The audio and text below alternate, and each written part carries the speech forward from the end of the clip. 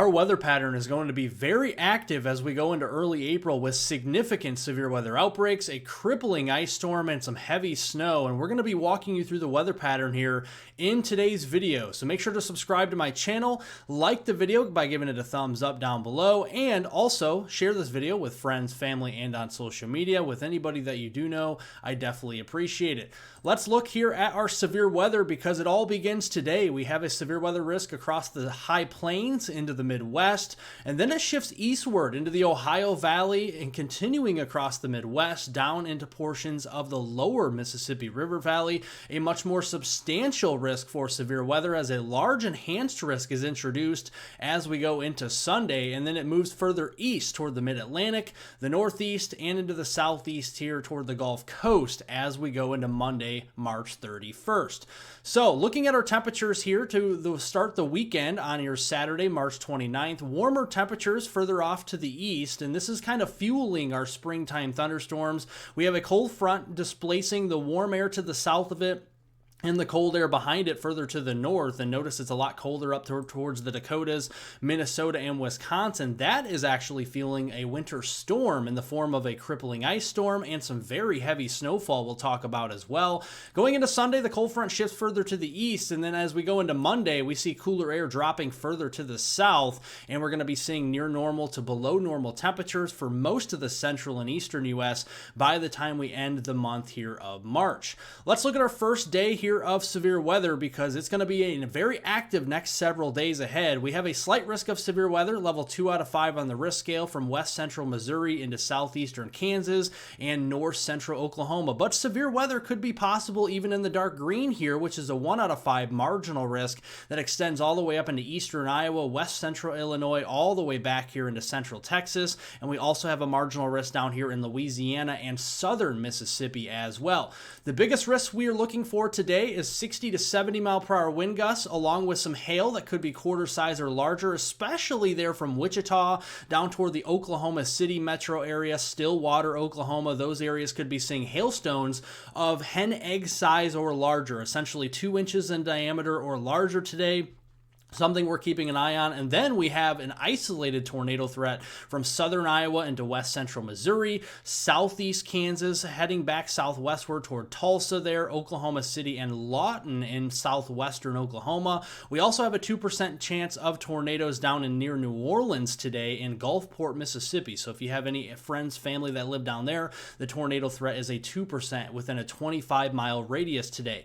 And it's all because we have a very big dry line here in the plain setting up, and that's creating the lift. We have a lot of dry air behind the dry line, dew points in the 30s, a lot of moist and unstable air out ahead of it, dew points in the 50s and the 60s. That is yielding some pretty strong instability here out ahead of that dry line where we have instability values 1,000 to 2,000 joules per kilogram. Just think of it, the higher the number, the better the chance for thunderstorms to develop and thus severe weather as well. And looking here at the radar early this afternoon, not too much happening in our severe risk zone, and that's because we're starting to make the atmosphere a little bit more unstable, right?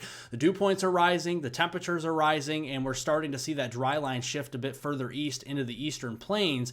By the time we get to late this afternoon, more so into the early evening hours, so think around dinner time or so, between about 4 p.m. and 7 p.m., initiation of some stronger thunderstorms there into portions of the Kansas City metro, back there into Topeka, Wichita, stretching down there toward Oklahoma City and Lawton, Fort Sill, Oklahoma.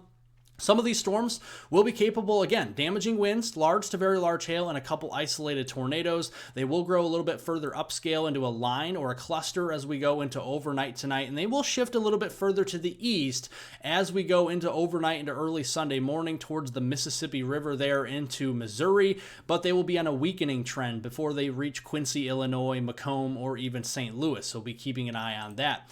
Now, going into Sunday, tomorrow, a big, substantial day of severe weather. This is a widespread risk, literally from Canada all the way to the Gulf Coast. We have a large slight risk in yellow. That is a 2 out of 5. In the orange, that is a 3 out of 5 enhanced risk. And I do believe there will be an upgrade to a 4 out of 5, which would be a moderate risk.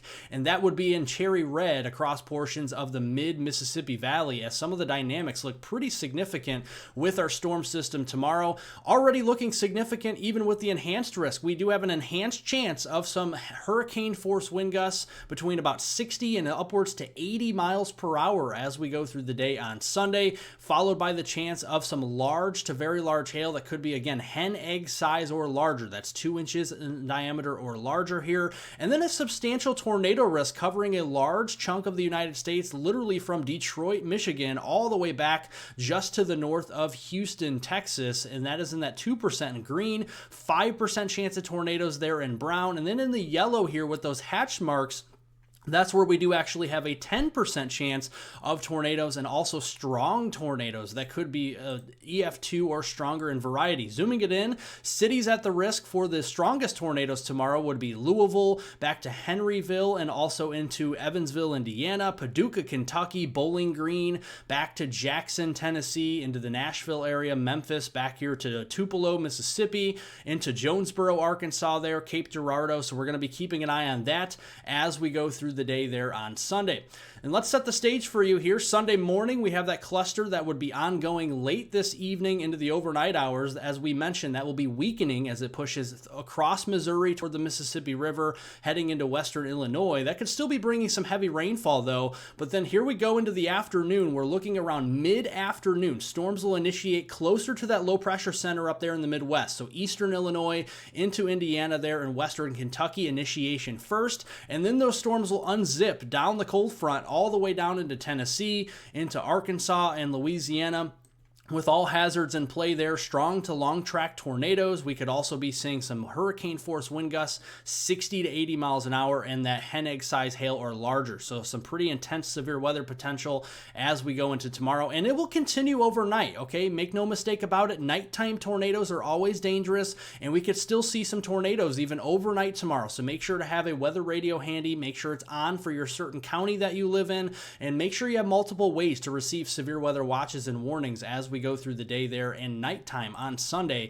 And then the severe weather all shifts to the east on Monday, March 31st, all the way up to New York State. We have a slight risk of severe weather that extends back to northwest Florida and back to Louisiana towards New Orleans. So we have a large chunk of real estate in the eastern U.S. at risk for severe weather on Monday. Again, seeing ongoing storms from Sunday into Monday, and this could produce more damaging winds, large hail, and a few tornadoes here. Thankfully, I think looks like the tornado threat is much lower on Monday, at least for now. We'll keep you updated. This is more looking to be lines of storms, so damaging winds and hail would be the primary threat, but still can't rule out a few tornadoes along the leading edge of those lines. And then finally, the cold front and the storm system overall we'll shift off the East Coast into the Western Atlantic by the time we move into early Tuesday morning.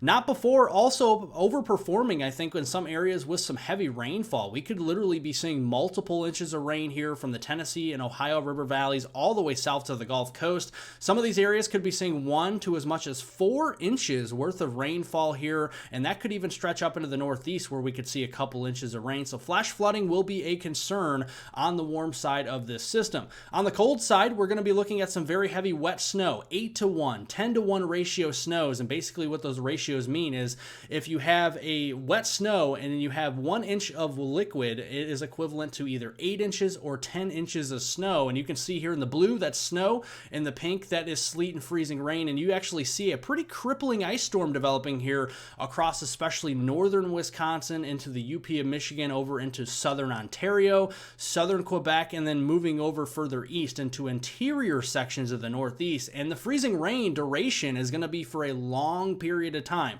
We're talking most of the day on Sunday into early Monday morning, and that will even continue as we go into Monday afternoon there in eastern Canada. So first off, looking at the snowfall accumulations, we're talking snowfall potentially upwards to a foot here in southern Ontario, maybe up to 6 to 8 inches there in southern Quebec. A few inches of snow potentially for interior sections of the Northeast, upstate New York, northern Vermont, New Hampshire, and western Maine, stretching back into the UP of Michigan and Wisconsin there, even back into Minnesota. Plowable snow will be possible there with at least a few inches of slushy accumulations. And then here's our crippling ice event where we could be seeing widespread areas of hazardous to impossible travel travel here, ice-covered roadways, and think about the infrastructure too. We got tree branches that will be weighed down by the ice as well as it accretes on the tree branches and on sidewalks and driveways and even on power lines. So widespread power outages could be possible, especially given some of this is showing over an inch, but it's not going to accrete an inch of ice. This is just liquid.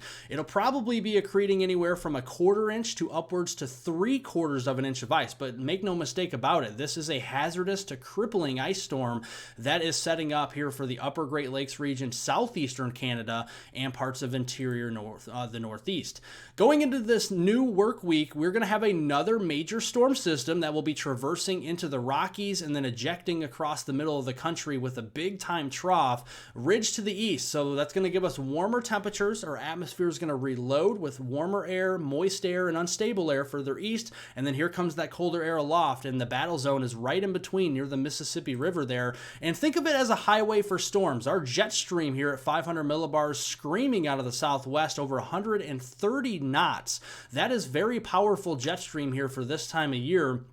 And we look at the dynamics in the low levels here with the moisture and notice that first cold front that comes through this weekend into early next week by Monday, scouring out our moisture, but the moisture return is as quick as Tuesday. We start to see that across the plains. And then as we go into Wednesday, that's our more significant threat for severe weather. And I think that just continues throughout the week. We just have multiple returns of moisture from the Gulf further north with multiple days of severe weather later next week and even towards next weekend. And look at all the storm energy here. We got a lot of storm energy building for Tuesday. There's Wednesday. We go into Thursday and Friday and Saturday. Yeah, you guys get it. We have a lot of severe weather on the way as we go between now and next weekend. And already, this is the day 4 outlook for the Storm Prediction Center. A slight risk, level 2 out of 5 on the risk scale across parts of the Midwest, back into the plains, southwest Iowa, northwest Missouri, southeast Nebraska, and northeast Kansas here at risk on Tuesday, April 1st. Yeah, this is not a joke for folks.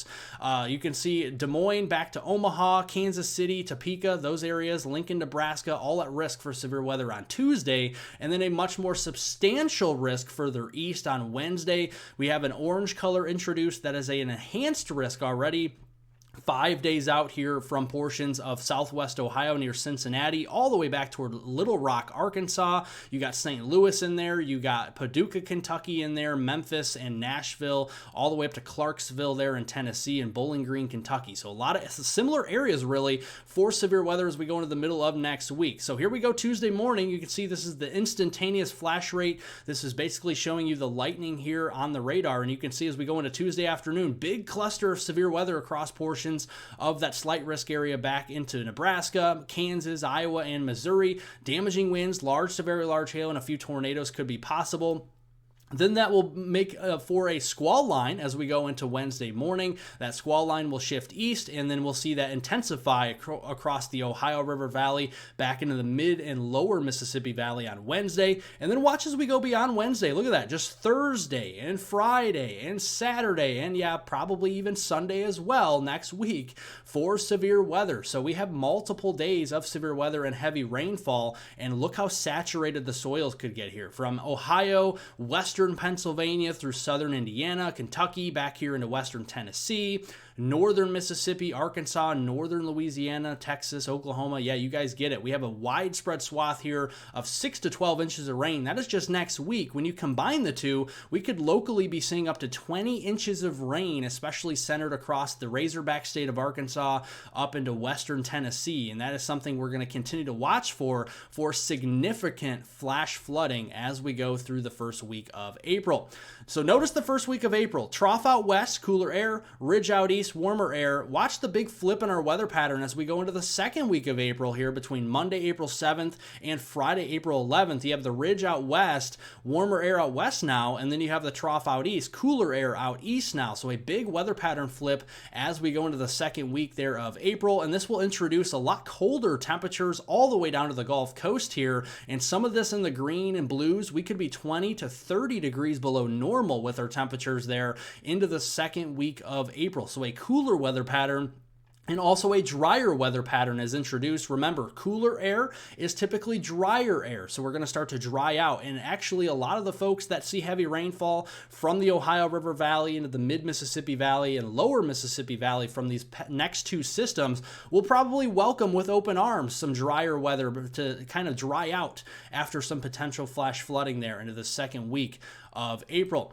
Yes, a very active weather pattern is in place. It is just a matter of time before we start to see rounds and rounds of heavy rain and severe weather. Make sure to have multiple ways to receive watches and warnings, not only just severe thunderstorm warnings and tornado warnings, but even flash flood warnings and flash flood emergencies. Those are definitely possible with all the heavy rain coming as well. So make sure to have multiple ways to get that, whether it's a NOAA weather radio, online watching people on YouTube or on TV. Just make sure there's multiple ways for you to get alerts for this dangerous weather that we do have coming up. Make sure here to subscribe to my channel for the latest reliable and accurate and detailed weather information. Subscribe to my channel for that. We're going to continue to pump out these videos, likely have another one this evening for you to update you, and then we'll continue to do it throughout the week as well. So like the video, give it a thumbs up, and share this video with friends, family, and on social media. Thank you all for watching, and I hope everyone has a wonderful and safe rest of their weekend out there.